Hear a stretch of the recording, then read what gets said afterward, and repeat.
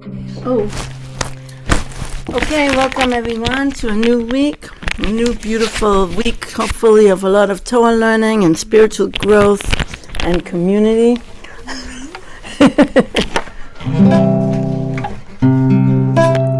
Nisani Yasivan Tammuz Av Elul Tishrei Cheshvan Kislev Tevet Shvat Adar Nisani Yasivan Tammuz Av Elul Tishrei Cheshvan Kislev Tevet Shvat Adar Nisani Yasivan Tammuz Av Elul Tishrei Cheshvan Kislev Tevet Shvat Adar Nisani Yasivan Tammuz Av Elul Tishrei Cheshvan Kislev Tevet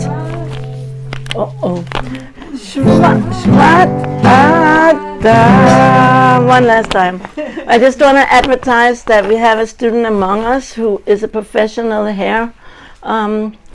She can do hair, and she can cut hair, and she can style hair. And it's nice to patronize one among us. And I'm not going to say the name, but you'll find out if you ask. It's one of the people sitting in this room. Unless she wants to announce it herself. Yeah, I got hair. Yeah. What? Yeah. Who? I do massage, I do nails, I do So we have two people in here. that person. Maybe you should start making a hair salon. Two. Okay, one more time. Nisani Yasivan Tammuz Av Elul Tishrei Cheshvan Kislev Tevet Shvat Adar Nisani Yasivan Tammuz Av Elul Tishrei Cheshvan Kislev Tevet Shvat Adar Nisani Yasivan Tammuz Av Elul Tishrei Cheshvan Kislev Tevet Shvat Adar Nisani Yasivan Tammuz Av Elul Tishrei Cheshvan Kislev Tevet Shvat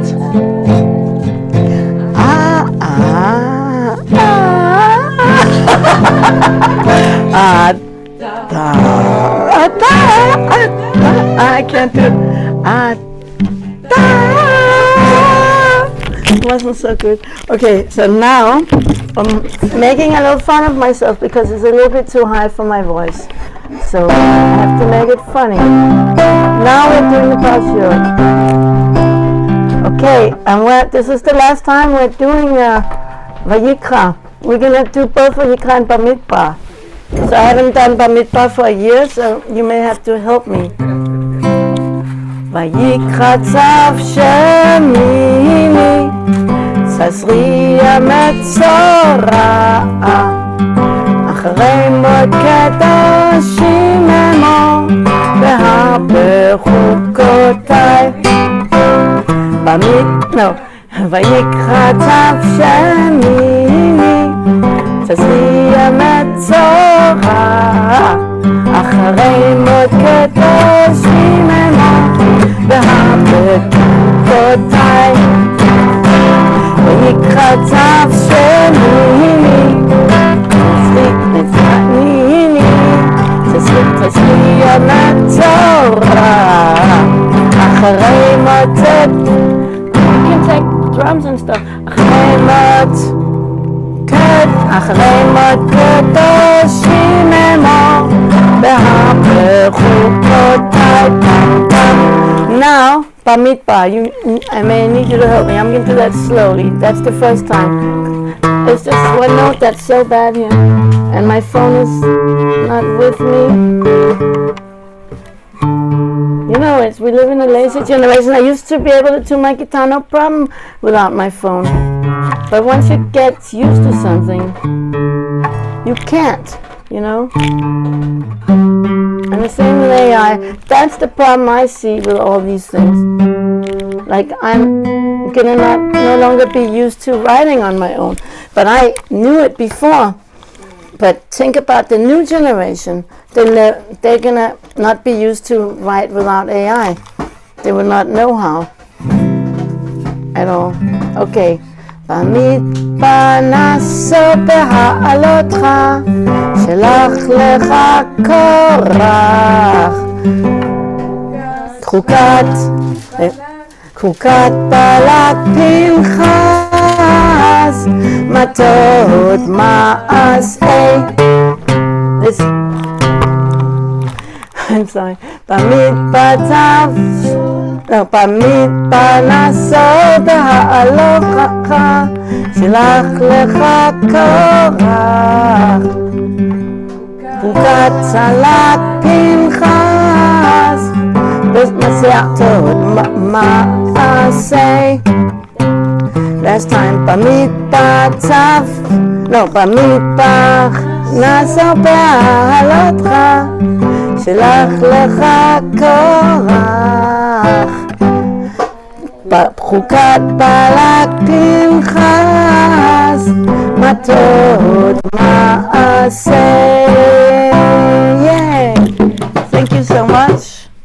You will learn it by heart too if you sing it every Sunday. You will. It's like 10 weeks. I think there's 10 parashot in Bamidbar. Okay, so I'm going to start. I was promised there was going to be some question. I only see one. I thought you were going to do more. Yeah, but big question. What are kosher forms of pleasure? That's a very wide question. I guess that's something you could talk about for a whole hour. But what is it? What? Question is, what are kosher forms of pleasure? I think everything is every pleasure that's not unkosher is a kosher form of pleasure, meaning it's easier to say what you're not allowed to do and everything else you're supposed to. Hashem wants you to litanek al Hashem, to have oneg, which is pleasure in Hashem, which is singing Shabbos Mirot, learning Torah. You know, you're not allowed to learn Torah on Tisha B'Av. Why? Because it's sad. Because it gives you pleasure to learn Torah, and you're supposed to not have pleasure in the morning day. And also when someone, lo aleinu, is in mourning, they're not allowed to also learn Torah in the 7 days of Shiva. They're only allowed to learn like the sad parts of the Torah. Yes? But how do you not learn Torah if everything is from God? But it's because it gives you pleasure, and there are some times, that's why you asked about kosher forms of pleasure, so I am proving that learning Torah is pleasurable if you don't experience it already. Maybe you don't need me to prove it, but the proof is that when it's a time of mourning, you're not allowed to learn it because you're not allowed to have pleasure in a time of mourning. You can learn the sad parts, Echa, lamentation, Eov, the very sad. And you can also learn parts of Yirmiyahu that deals with destruction of the temple. And then you can learn all the laws of mourning as well. You can learn the laws of Tisha B'Av and Tisha B'Av. So you don't have to not learn at all. But you're not allowed to just learn for the sake of learning on those days. So in general, Hashem wants us to have pleasure. It says, in the world to come, when we come before the heavenly tribunal, they will ask you 3 questions. I probably only remember 2. How's it go? Natata v'masata be'emunah. Did you do business in good faith, like honest business? Yeah, Baruch Hashem, because I said I only remember 2. Then Hashem has given me it, and that's my new trick. Okay. So, tzipita leYeshua. Did you look forward to redemption? Second question. And the third question, I don't know the order. I'm not sure if it's that order. The third question is, I don't remember how that is in Hebrew, but is there any permitted fruits that you did not take pleasure in? So Hashem, you're going to have to stand to, on trial for not having taken pleasure in permitted fruits. Like there was fruits that were available for you, but you're too ascetic. Oh no, I don't need that. Hashem doesn't want us to be ascetic. This is not the Torah is not like, some Indian religions. Right? You are in India? They have a lot of religions where they hurt themselves. You should walk on nails, no? Or they have part of religions like that. And you knew, who was it that talked all about Confucius? This was our guest. She studied a lot about think the Catholics are very much like that. Yeah. Pain and suffering and that. So that's not the Jewish way. The Jewish way, we have Oneg Shabbat. That's one. You really have a mitzvah to have Oneg Shabbat. It's not only permitted; it's a mitzvah. So basically, it's a mitzvah to have pleasure in life, to do things that you enjoy. You're not supposed to be like always, hurting yourself, or always making yourself starve, or making yourself like so disciplined that you take all the spunk and the fun out of life. Okay, so but I didn't say the things that are not allowed. In sexuality, there's a lot of things that are not allowed. I think you had this in mind in your question here, maybe. No. I more of like, what's the kosher forms of interacting with other men, like from a Chabadic perspective? So that's not supposed to be pleasure until you get married. So we're not supposed to even like look at them, or what's Well, that depends. Okay. This always comes up when I let people. We talked a lot. It always comes up. What? It always comes And I up. guess that's natural. That's on young people that want to get married's mind. Okay, so there's some new people that didn't have it. So, but first I want to say it's very important to take pleasure in being together in a marriage, in intimacy of marriage. It's very, very important. And the women that came out of Egypt, they are praised that it's in their schut, in their merit, that we were redeemed, because they seduced their husbands, and they had, they, in many ways, because it was hard for their husbands, they were working so hard, and they had children under the apple tree. That is why we were redeemed from Egypt. And I clearly, truly believe that the final redemption will be, again, it says in the same pattern, by us fixing sexuality. Also, because there are 10 sfirot, and you have to go through all the 10 sfirot to come to the redemption. So we're now in Yesod, somewhere in Yesod. There's a whole thing how you calculate it. I told about that before. But the last, and Yesod actually is sexuality. So in order to come to Malchut, which is Mashiach, we need to fix sexuality. So yes, it's a really big mitzvah and if you don't, if it's, some women are not into it, and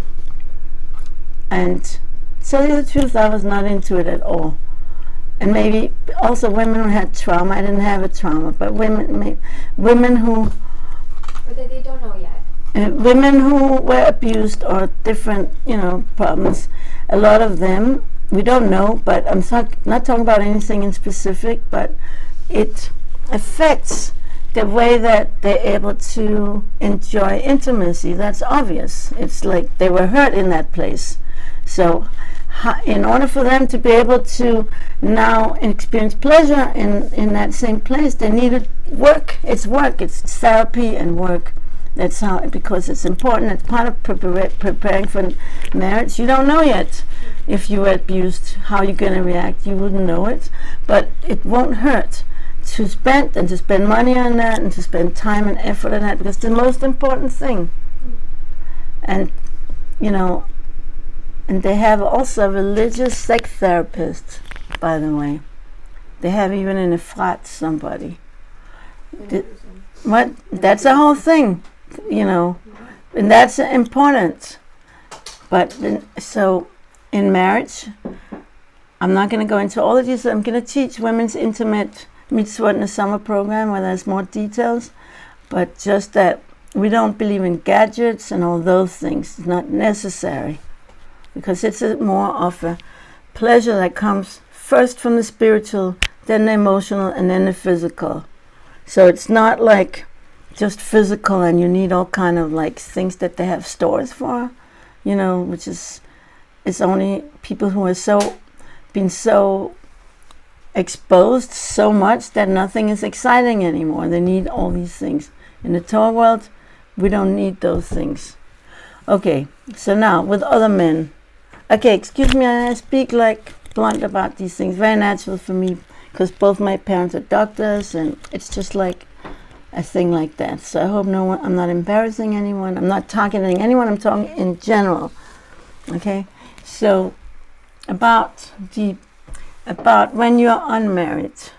So you are looking for a marriage partner. If you're going on a shidduch, and it goes both ways, also the guy and also the girl, allowed to look at this. Is what you asked. Look at the other sex and see if you feel attracted to them, because attraction is very important in marriage. Because without attraction, how you can have a good time in that way, and that's very important in the Torah. It's considered kedusha, holiness, with the right person in the right time. But with everything, there's boundaries. Also in married life, there's nida, there's separation times, 12 days out of 30. That that there's separation. So everything has to be the right person in the right time. But when you're dating, so we have shomanagi, I'm going to be teaching about that. We don't touch. We don't have actual pleasure. You don't also stare and in a date, do a whole thing of staring. Yeah. What you do is... You like to watch, but You look, and especially the man is not allowed to do that. He's supposed to look a little bit to see if she finds pleasure in his eyes, and vice versa. But you don't like the whole time. You focus more on inner other things. It's pleasurable to have a good conversation. It's pleasurable to take a nice hike together. And, there's a lot of things that's also pleasurable to do during the dating period. To go to the zoo. Maybe that's really funny, divertido, I didn't try that because only with my granddaughters. But we were very poor. We couldn't afford the zoo. So we would just walk the streets of Jerusalem in rain and shine, okay? But it's nice to go out together, have a cup of something, or if you can afford it. That's later in a dating period. That's usually the husband the husband to be later in a date. Usually it's like that. It's the old-fashioned way is that it's the guy who treats the girl. Always. Still. It's still not every place now, but I like that old-fashioned way. It's but in the beginning, we don't ask him to. It's not the minhag that he should do so much. You could take her out for a cup of tea, maybe with a dessert. But later, when it's becoming more serious, then it's going to be time they should take you out for actual dinner. And if it doesn't do that, you have to worry that, not worry, but you have to be concerned that maybe he's not a generous type of person. But sometimes the man really doesn't have money. Like in our case, my husband didn't do that because we were both learning full-time and we had no income. So keep that in mind. If he's learning Torah full-time and he does the best he can, because my husband happens to be a very generous person, just like we really didn't have, none of us, so we didn't. And we were just high on the Torah. We didn't need that. So, but in normal circumstances, that's what it usually is. And if you go somewhere, like the boy, but I don't know what it is today. It's like 46 years since I was dating. But I think sometimes it's, especially when a guy really doesn't have money, he's learning Torah, they share it. They pay for it half. You don't think so? Yeah, and nobody doesn't have 15 shekel. But a dinner is a little more. So how much is the zoo? Is it like 50 shekel? So don't go to the zoo. I don't know. Go to do a picnic. That's cute. Yeah. Okay. In any case. Get coffee. There's what to do without spending so much. Okay, but your Chatani works. There are people that. I met him and he didn't work. He was in yeshiva. That's very good. Any case, there isn't no rules about it. What did you say? That still paid for me. That's very cute. He's a very generous person, and he's a very good person. I always, anyone, if you want to check out a date, have him sleep in my house. I know exactly what kind of person he is from the way he is. This guy is very considerate. And he brought his own towel. That's like a big thing. Wow. No, all these little things mean things. Am I embarrassing you? No, it's nice to hear. Yeah, and then also he made the bed. He didn't leave it like a mess. He made the bed perfectly, like mashkia to tuck it in and everything. Very nice. Yeah, like you could tell is someone considerate person. You can tell that when you have someone staying for even one night in your house. So if you have a date they want to go out with, even if before you're engaged, I will besimcha host that guy to sleep, and you and that guy for second meal, and I could tell you a lot of things about the guy, and I could tell right away if he's not good, like just away. He was like concerned. What about the lock of the door? He asked about that. That's very considerate. And I had forgotten to say. My husband was like, "Oh, what about the lock of the door?" Because he always locks the door. Because we go to bed early and they'll come home later. And so because he asked, otherwise I would have forgotten. Yeah, I didn't think about it either. What? I didn't think about it. No, I forget these things. Because whatever. But for my husband, it's very important. It is important. You should always lock the door at night when you go to sleep. Just always do. Yeah, I really recommend it. And even when my husband was visiting his mom in America, that's what I did. So yeah, what's not allowed is any kind of physical interaction, touching, and anything more than that until you're married. Okay, and engaged, that's not enough. Has to be only after marriage, and that's very hard. And that's why a lot of very frum couples, they don't stay engaged so long and they don't date so long because it's very, very, very hard. It's good if it's hard. It should be hard. If it's not hard, you have a problem, And so it's better not to see each other more than necessary. There's things that needs to be done together. But in general, it's good not to spend extra time that's not necessary because it makes it harder. It's good not to have very, very long dates. Also, for that reason, only for that reason. But I know a lot of people, a lot of my friends, and I don't think it makes any difference if they dated for 2 weeks or if they dated for 6 months in terms of the percentage of how many of those marriages last. Just from the people that I know. Really, that's I don't know for sure, I didn't see the statistic, I know a lot of people who dated for 2 weeks, Haredi, but they were long dates. Then there were long dates, and they just talked and talked and talked and did and walked and walked and walked. Long dates, like 3 days a week, so 6 dates, and then he proposed. You know people like that? Yeah, I don't think it's a good idea. I watched the show Meaningful People. A couple came, religious couple, Oh, I love and that they were show. showing how many days they had. The rabbi let him to go to see her 4 times. Apparently they saw each other 12 times, and she said on the show, and he told her, "My rabbi doesn't know that. What are you talking about?" What doesn't know it? So they met. They do know. They The rabbi, met the rabbi. 12 times and not 4 times. Who did it? She told her father she only met 4 times? It's a show. It was in the show that couple came and talked about how they met.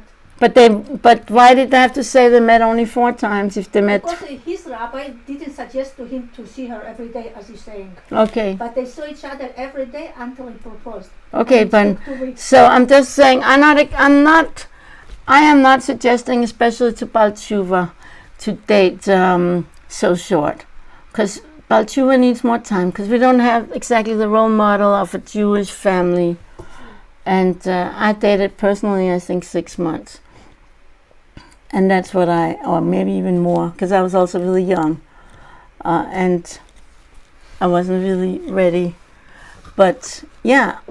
I don't suggest that. I'm just saying I don't think those who do it that way that there's any difference in terms of how much the marriage lasts. That's what I think. So what else do you want to know about permitted pleasures? So there's food. You should enjoy, especially on Shabbat and holidays, good food. You're allowed to eat with a man?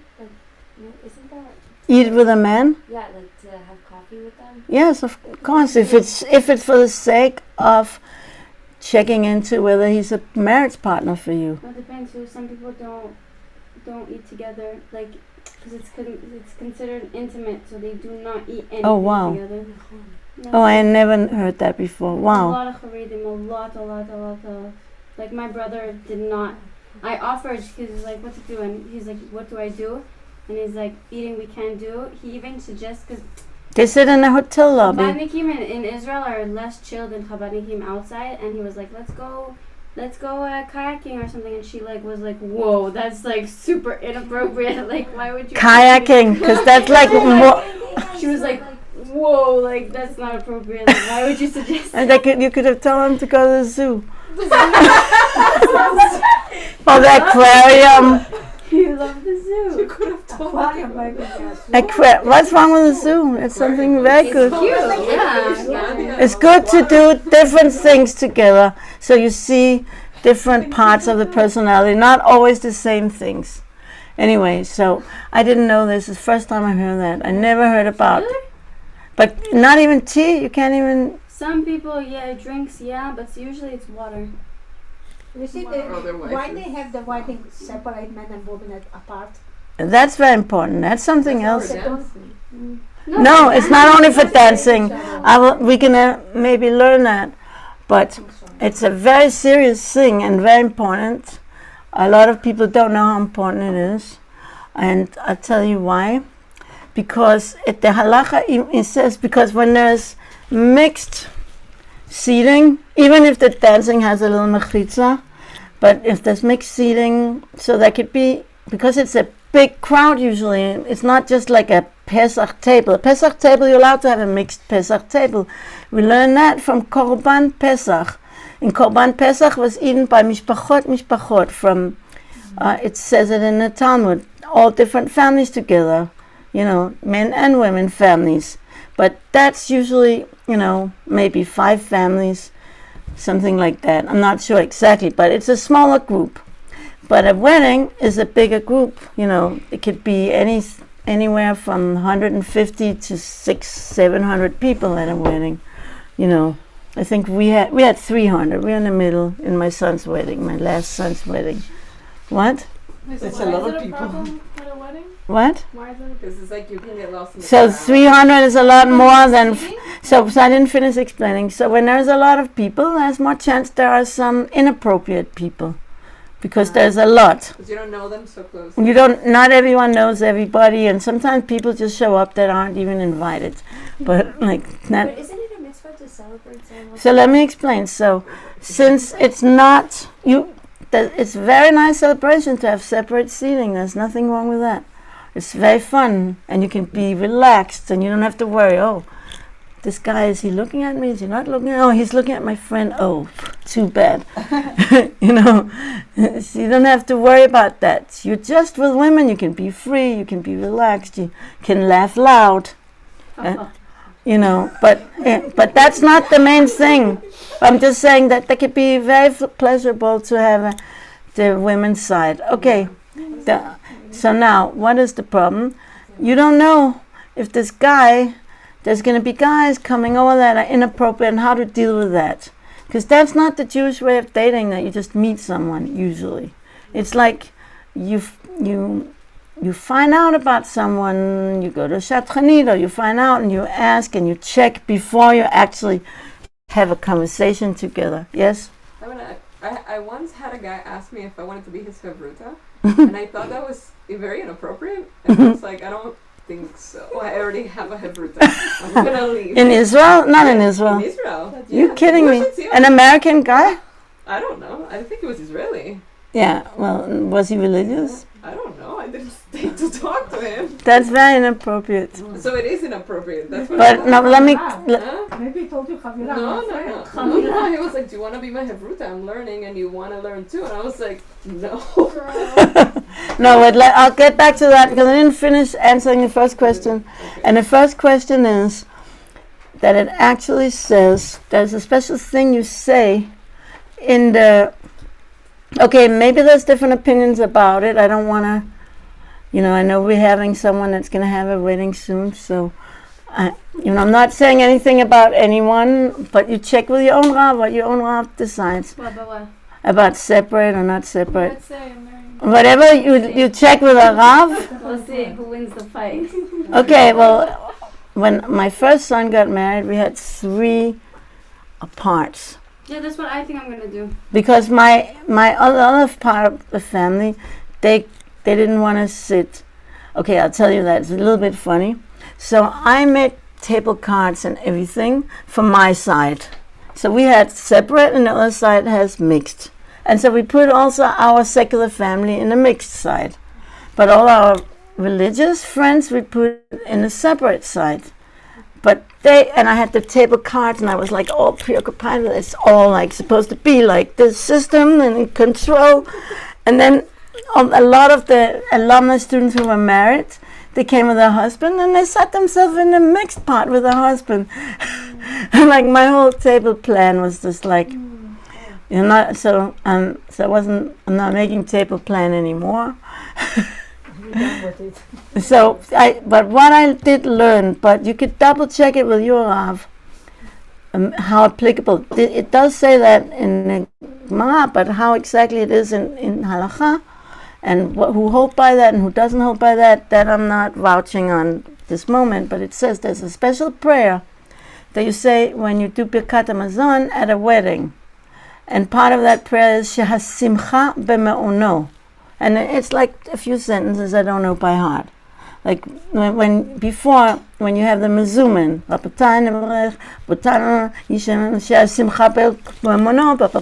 some more thing, which means that the happiness is in our abode, like the celebration. So there's a thing in the Talmud that says if there's mixed eating, then you don't say that, because there's no true happiness where there's inappropriate mingling.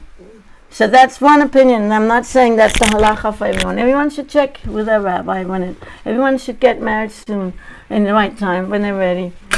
Okay, so, and then they should check with their rabbi. But there's more kedusha when you have separation. What was the sentence? Shehasimcha b'me'uno. Okay.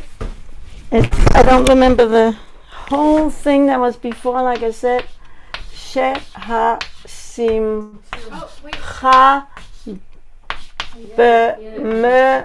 b'me'uno. That the simcha, which is also means happiness, also means celebration. Like I have a simcha, I have a celebration, right? That the simcha is in our abode. Ma'on is like a place. And what is that? So like whereas the more holiness, the more you add in the when you do the mezumin before Birkat Hamazon. Like when there is just three either men or women, you say Baruch Shem Baruch Shechal Mishlov Tuvor Chayinu. But when there's 10 men, that's only men, you say Baruch Elokeinu Shechal Mishlov Tuvor Chayinu. You add a name of God. When there's 100 men, you add another name of God. Yeah, I forget which one. And in the end, when there's 1,000 men, which they did when they had like the siyum of the end celebration of finishing learning the Shas, which they had in New York, which was like takes 7 years, and there was like thousands of people there. So they say another name. So, but when there is a wedding, you say this, and each of these add in holiness. So when you say this is like, because being happy and celebrating adds more holiness. Because Hashem wants us to be happy and celebrate and have pleasure. But if there are mingling men and women, it's in a big simcha, it's assumed that there's going to be something inappropriate. So, and there's no true, like holiness is when there's, or even simcha when there's something inappropriate. Yes, Nechama. Well, first Nechama. No, just like Siegelbaum is like just family. Like why is it necessary? But in a wedding, it's a lot more than family. After. What? Like the week after the wedding. Then that's okay. Sheva brachot can be mixed. People do. That's like a Pesach table. You know, that Sheva brachot. You don't really have the option not to be mixed. No, you do. In Beirut, you have an option. If we make your Sheva bracha, all the men can be in here and the women can be in that room. We did that before. Locking the men in here. What? Locking the men in here. You might Yeah, not because we're the ones who go into the kitchen and stuff. Wait, they come here? No? No, I it's can have like, my shovel. and we did that. We had a Shel Bracha a few times here, and we had the men inside and the women in the outer room because we could get the food, and then just one elder woman will bring it to the men's table, and not all the girls will come in the men. What? guiding them. Like someone like me, you know, older woman. I hate that, but like, you know, someone that is not a young girl that everybody will turn everyone's head. Okay, so Sheva Bracha is different. It's not hundreds of people. Okay, so then we know who it is, and usually in my house when I make a Sheva Bracha, and now I don't have that table anymore. Now I changed my house a little bit, but I used to have the table that I always host on, that it opens up with 4 pieces. And then I had another table that also is big, so I had in the same room, because I can't really make it separate in my house. And I don't even need to. I don't need to. So we have just separate table, that's all, and then next to each other. And you could say this. Yeah, do we say that? I think we say that also on the Shel Bracha. Yeah, I think so, right? Yeah, I believe so. It's a long time since I had a Shel Bracha. Maybe we'll have one. Okay. We can have one in Berora in my house or someone else's house. You choose. What? First, let me get the date. Yeah. I'm sorry, like I was busy with something else and I had it in mind, but... It's okay. We don't have a Okay, so now... okay, so did this answer you?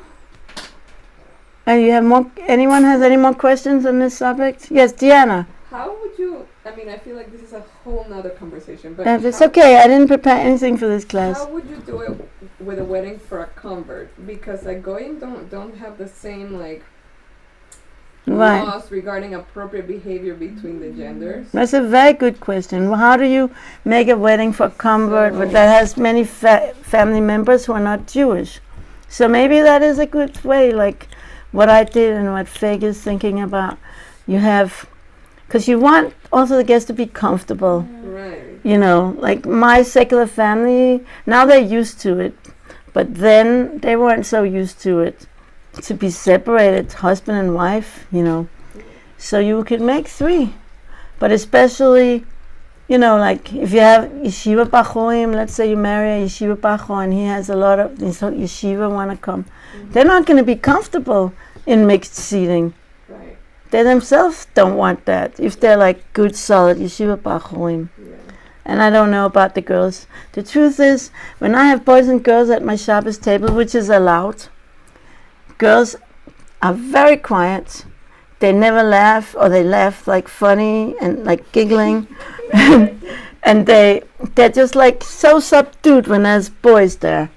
It seems like they're not having as much fun. I don't know. Yeah. But then like how? Because I feel like there's a lot of people in my family who are not used to separate. Nice, so you can have 3 parts. But then I feel like they're just gonna run away and like go to the other sections. Like how do you how do you? No, you can put them in the middle. You could put them in the mixed side. Right. They're not going to run away from the mixed side. Mixed, Yeah. left, Stay. boys, Okay, girls, but girls. my experience is you can't control the other people. If you have mixed sides, some of the people that would have been okay. Look, if I go with my husband to a wedding, it's nice to sit next to him. I hardly see him. You know, we're both so busy. So you know, there's like once you're married, it's kind of nice to be able to go to a simcha with your husband. So now that I look back, I understand that they just didn't care about my table plan. I was so upset then. But now I understand. I want to be, you know, young married couple. I want to be together. Right. So don't try to control it like I did, because that's a waste of time. You'll have to know that. And if there was only separate, they would have been separate. They would have been okay with it. But they prefer, Right. you know. And then there's also another way that people have it. I've been in most weddings I've been at, they're not separate, you know, at all. I think that really as important, but most in modern time it's like something so unusual unless you're really Haredi.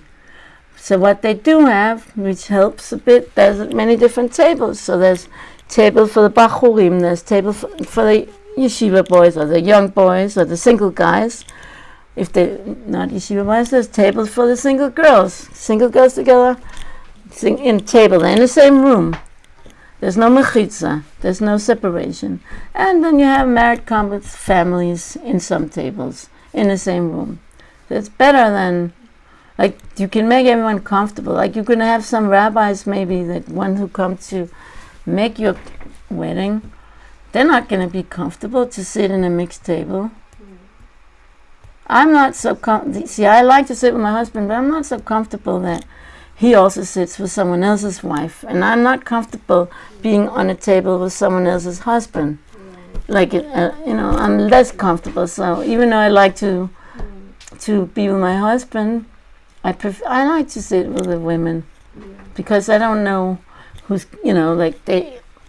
who's going to talk to me, and I have to be polite, and I don't have any business talking to a man that's not a potential donor, a potential someone I could bring as students, or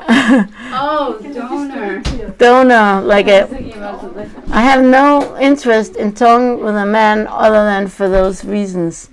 Why? That is actually a thing that I always teach. When do you mix with the other sex? When do you talk to, I talk to people in my staff. It's business or for the sake of shidduch. So now I'm married, so I don't have that for the sake of shidduch.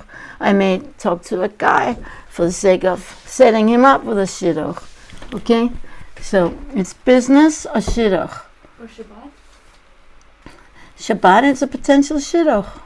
I met my husband at a Shabbos table. So, but like, if you see it's not a potential, like, a lot of people just don't know. Like, I had some guys at my table, and one came over and said, "Oh, I really like your dress," to me, a married woman and everything. Like, he's a new Baal Tshuva. Like, it's how you speak in secular places. Like and I told him, I'm a teacher, as a teacher. I told him not loud. I told him, it's not really appropriate to tell that to a married woman. I tell him quietly, not to embarrass him. But I'm sure you will learn that in religious circles. Because in a secular, I was in shock because I wasn't used to. I was like. So it's I don't want to actually name names, but I've been at tables at Shabbat tables where I was placed next to, like, right on top of a Siegelbaum. I could actually smell him. I was getting so uncomfortable. I was like, well, you can say in the moment, like, hey, this to a friend, like, do you mind swapping? Or like, hey, I'm Shomer Nagia, like, I don't want to sit here. No, that's already embarrassing. Really? I really try to sit like on the corner, and then everybody's saying you can't sit on the corner because I was like, I was on the corner, so I had to move closer, and I was like, oh. Maybe that table was very small. Oh, I was so Maybe they were trying to set Rebbetzin. you guys up. Maybe they Was someone your age? No, young guy, yeah. But why is that like, I once had a guy in a bus ask me to swap because he didn't want to sit next to me because he was Shomer Nagia. So I was like, gladly, because I don't want to sit next to you either. So like, we swapped and it was They do fine. that in the airplane too. Right, and I was like, again, Because when we learn in Megillat Ruth that Boaz said, come sit here, but Ruth sat next to the harvesters, and this is because you don't want to sit facing a guy. That's worse. So if you have a table, so you have an end of the table, two ends, then you have on the side, let's say this much. That's how we have it. So this, like this would be the women's side, and this would be the men's side, let's say. So between these two, if you have someone that are already dating or are somehow a couple, so you put them here. Okay, it's a whole thing. But if you don't have that, maybe you don't have it. Like, so then you just make a little more space between. this and that. Like you make a little more space. And the other ones are more crunching. Hosts know. Why don't the hostesses know it? Like, Okay, not everybody learned with me about table settings. literally like this close. I was literally. But maybe they have a very small table. Was it a small table? Maybe they just in their small place. Okay, but this is how I do it. Okay, now when you have a In family, older time, like when I was very young, you what? when I was very young, Yes. before we moved here, men and women sat separately. In separate tables, Yes. even for Shabbat. Even for Shabbat. I mean, In Mea Shearim, you not still a have that. family, not a family. I mean, big gathering. If it's big gathering like wedding, men sat separately and women. Oh yeah, wedding for sure. That's Yeah. what it was, but it changed. Yeah, It was- but when people move to the cities, move to Israel, they see things and they change their behavior. Like they didn't keep those. Okay. Is the Wi-Fi okay? Well, we're more worried about you than the Wi-Fi, but do you mind picking it up? Just check the plug in. So used to it became more. People became more mingling, Yeah, but and people, there was a very strong in the 70s. Good.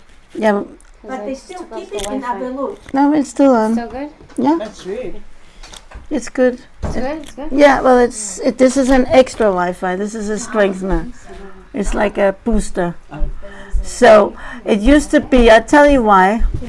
In the 70s, after 67, there was a huge wave of people becoming more like God-fearing and more like towards Haredi, and also women would cover their hair fully.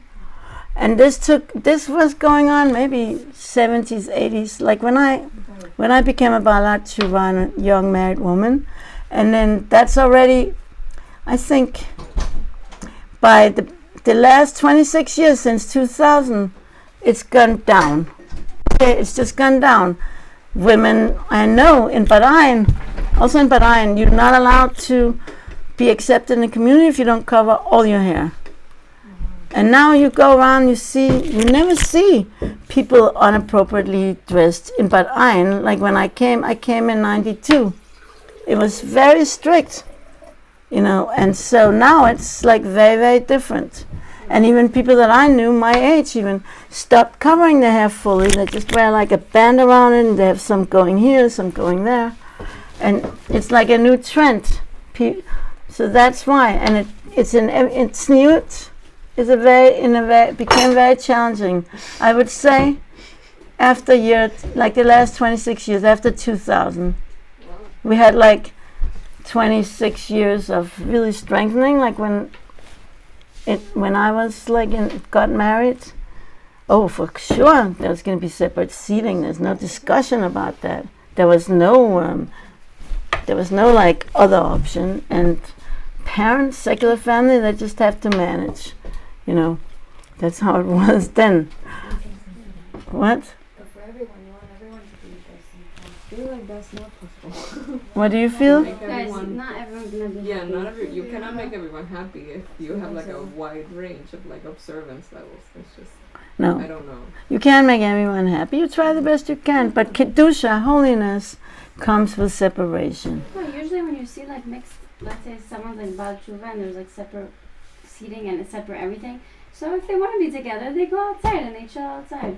And they're happy. I like that. Can you have a different room?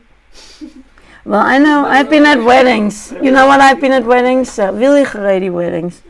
So 2 different rooms, not just the room. And the band, you can't hear. There's a whole other room. So what they have, like a television, or something like a television, where you hear and where you see the band in the women's side. See, I would That's swap it, be like, ridiculous. we Why get the can't we band, also enjoy they from get the band? No, it's you hear it and see it. And you dance. You're happy for the I Chana. mean, maybe Why because are you so gonna that make they it- don't see you. You're not going to do that, hey? No, Yeah, I'm not doing it. It's crazy people. No, I don't think it's crazy. It's not my style. It's It's for me. I like in the middle. For me, it's a little middle way. Who extreme. wants to look at the girls dance, they're gonna look anyway. Like No, it's a closed door. Everything's completely No, but closed. They like- can't go put their head on top of the no mechitza. men go looking like they don't do that. I agree. It's not my They style. just don't do that. The I women would- do it, but the men don't do it. Right. I wouldn't recommend this way. I'm just saying. But it was special still. It was a special experience. Like, I don't like to judge anyone. I enjoyed it. I had a great time there. I had a lot of fun. Fun, yeah. Yeah. And I mean, if you're the guest, I don't know. you hear the band. It was a good speaker. And it was just different. You never been in a wedding like Chabad don't have like that. No. Not a separate room. What? Separate room. Not That's separate rooms. crazy. They put something in between. Well, here it would be separate rooms. Pizza. Said But like, if I want, I could go and do this, and I see the man dance. But like, it's self-control. Okay, I agree with you, but you don't some want people do it see that you way. do like that, so you will not do. For them, Exactly. the way they grew up, that's suitable for them, like a Mesharim type people. We don't have to judge them. That's not suitable for me. But we have a big problem. We always think everyone has to do what I think is right. Like, for me, I would not want that. If I was getting married again, or if any of my children were getting married, that's not my style. Okay, in Perot, that's how it is in the Shel Brachot. Because you don't have, and it's not big enough to have one room. That is the same idea. Separate room, closed door. but What? it's family. Why are you separate? I'm just saying that's the setup in the school. If you're gonna have, let's say, 25 people in this room, it's gonna be a little crowded. We had weddings. In that room. What? The yurt. We will put everybody in that room. 25 people will sit there. Yeah, but maybe it's 30 people. 30. Yeah, so it's The possible. top to the bottom. It's possible. When we get to this problem, we'll cross it. It's possible. Everything is possible. Yeah. It's also possible to have it outside. I love the music. On different tables. That's cute. We even had a wedding here. Someone had For converted. your wedding here. Yeah, Yocheved that comes sometimes. Oh, that's We had a wedding outside. It was in the summer. It was beautiful. Yeah. Now it's wedding season again. Okay, any other questions? Otherwise, I'm going to end a little early. And what? And I'm ending 15 minutes early, and maybe we'll start 15 minutes early the root class, because I want to catch up. We're on half this, half that. Would that be okay? Okay. Anyone have questions? No more questions. Anyone have questions? No one has questions. Wait, one more. You said not too long what's the appropriate time for a date? So it's really very individualized. For one date, it really depends. Okay, it's not anything. Thursday. It depends who the guy is. If you see that it's really hard to keep showing a gear, and if there's a lot of temptation, then you would want to keep the dates to like less than 2 hours. I would say, like if you see that. But if you see there's not a problem with that. Well, if it's not a problem during the date, but after the date, no. You know what I mean? Right, so there's no rules about this, okay? The rule is you have to keep Shoman gear. So what date will work for you? How often and how long that you best can keep Shoman gear? It depends on the person. It depends totally on the person. The Rebbe? What? About? What are you saying? What are you whispering? The Rebbe says that you should at least date. You shouldn't date less than 7 days than a week. So like, you should always at least date for a week, and you should date like as quick as possible. He said At least a week. at least a week. At least. That's very little. I don't know anyone No, that. because there's some people One close week is really 7 quick. days. So he said like at least 1 week. Like my brother closed in like a week and a half or 2, something like that. I don't know anyone that got married They- after dating less than 2 weeks. But yeah, it So exists. yeah, that's the only rule. But as quick as possible. And for each date? I don't know. I don't think exact- there's I don't rules know. about I don't think he that. said. I just know he said at least a week. But I don't know if he said like there's rules. But there's yichud, like you should do in a public place. It shouldn't be dark. Like it shouldn't be at night. I don't know exactly what. Yes. We don't eat together. Well, no Chabad couples go out to eat together. That's enough. Well, Chabad is really strict in a lot of things. I ate. Prospect Park. I did eat. We did eat meals together.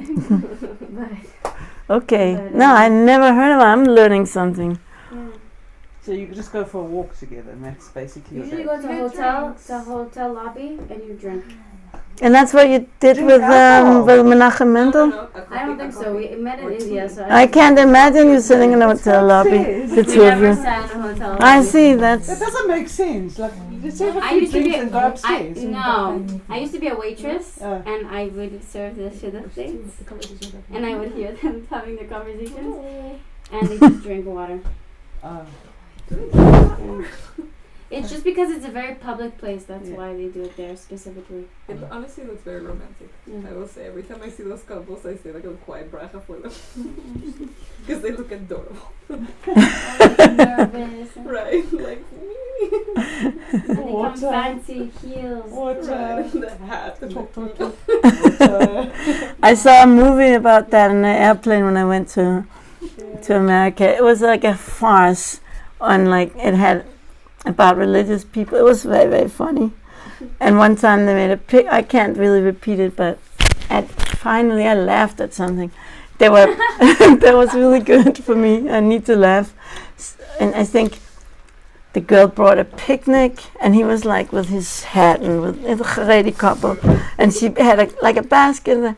Yeah, we're going to sit here in the park. What? And it was like a very funny thing also. And then another one, they were sitting in a hotel lobby, and he says, "Stand up." I think I told you that. Stand up. He says, "Why?" Because I don't date anyone that's taller than me. The guy said, I was just like all these funny things. Wow. Anyway, I love it. you can make fun of it. Interesting. Okay, so now we're ending 10 minutes. So let's start 10 minutes earlier, 10 to 4. Is that okay? And we'll give a break maybe in between if we need. Okay, Litraot.